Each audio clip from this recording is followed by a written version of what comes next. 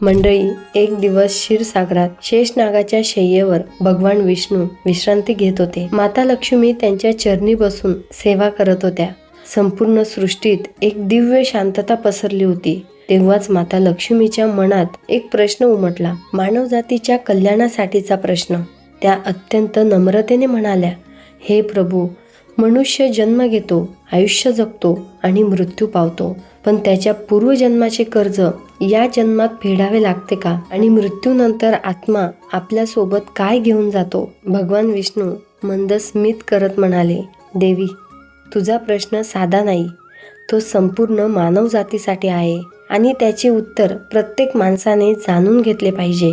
ते पुढे म्हणाले, हो लक्ष्मी, पूर्वजन्माचे कर्ज कोणत्याही रूपात फेडावेच लागते. कर्माचे चक्र कधीच थांबत नाही. हे अधिक स्पष्ट करण्यासाठी भगवान विष्णूंनी एक कथा सांगायला सुरुवात केली. सुदेव आणि लोभाची कथा.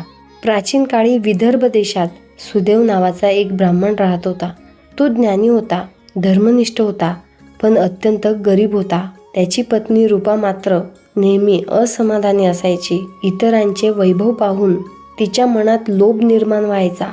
पत्नीच्या सततच्या टोमण्यांमुळे सुदेवही धनाच्या मागे धावू लागला आणि काही वर्षात तो खूप श्रीमंत झाला. पण मंडळी, पैशासोबत त्याच्या घरात एक भयंकर गोष्ट आली, लोभ. एक संध्याकाळी सुदेवच्या दारात एक वृद्ध साधू आले. तेजस्वी चेहरा, शांत डोळे. सुदेवने त्यांचे आदराने स्वागत केले. रात्री बोलता बोलता साधूंनी सहज सांगितले की त्यांच्या गाठोड्यात 500 सुवर्णमुद्रा आहेत. ही गोष्ट ऐकताच सुदेव आणि रूपाच्या मनात लोभ जागा झाला. रात्री दोघांनी मिळून साधूची फसवणूक केली. सोन्याऐवजी लोखंडी नाणी ठेवली. दुसऱ्या दिवशी साधू निघून गेले. पण त्या पापाने एक भयंकर कर्माचा जन्म झाला. हरिद्वारला पोचल्यावर त्या साधूंनी भंडारा करण्याचे ठरवले. पण गाठोडे उघडताच सोन्याऐवजी लोखंडी नाणी दिसली. अपमान, वेदना आणि निराशेत त्या साधूंनी आपले प्राण त्यागले. इकडे सुदेवच्या घरी एका वर्षाने एक तेजस्वी पुत्र जन्माला आला, आत्मदेव. आत्मदेव दयाळू, साधू संतप्रिय आणि लोभापासून दूर होता. पण वयाच्या 20व्या वर्षी तो गंभीर आजाराने ग्रस्त झाला. उपचारासाठी पैसा वाया गेला, पण काही उपयोग झाला नाही. शेवटी सुदेव कुटुंबासह हरिद्वारला आला. हरिद्वारमध्ये आत्मदेवला एक वृद्ध भेटला, जो 500 सुवर्णमुद्रांच्या कर्जामुळे आत्महत्या करणार होता.